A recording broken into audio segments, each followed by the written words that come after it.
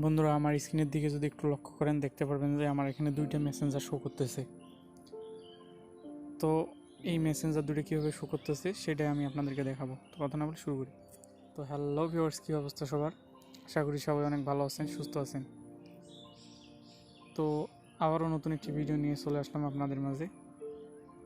তো আজকের ভিডিওতে মূলত দেখাবো আমি কোনো থার্ড পার্টি অ্যাপ ছাড়া বা কোনো অ্যাপ্লিকেশন ছাড়া আপনারা ফোনের সিস্টেম দিয়েই দুইটি অ্যাপ একসাথে চালাতে পারবেন, মানে একটি অ্যাপকে ডুয়েল করে চালাতে পারবেন।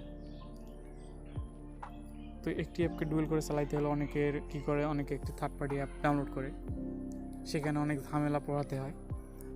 তো আপনাদের ফোনের সেটিংস থেকে আপনারা সেই কাজটা করতে পারবেন। তার জন্য আপনাদের সিম্পলি যাইতে হবে ফোনের সেটিংসে। তো ফোনের সেটিংসে যদি আসি, এখানে আমরা খোঁজাখুঁজি না করে আমরা যদি উপরে সার্চ করি ডুয়েল অ্যাপ,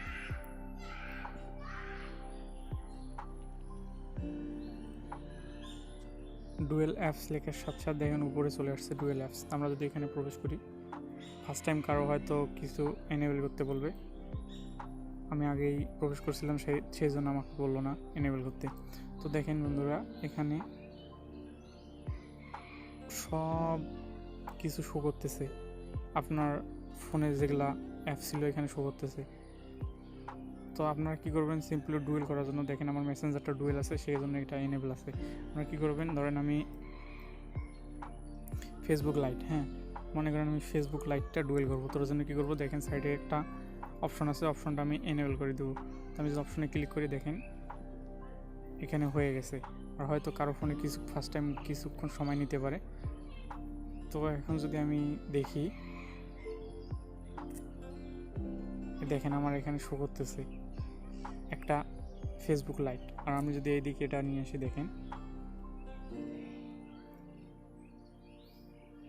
এখানে একটা ফেসবুক লাইট আছে, আবার আর একটা শো করতেছে দেখেন উপরে, আবার আমার নিচে দুইটা মেসেঞ্জার আছে। তো আপনারা চাইলে এইভাবেই অ্যাপ ডুয়েল করে চালাইতে পারবেন।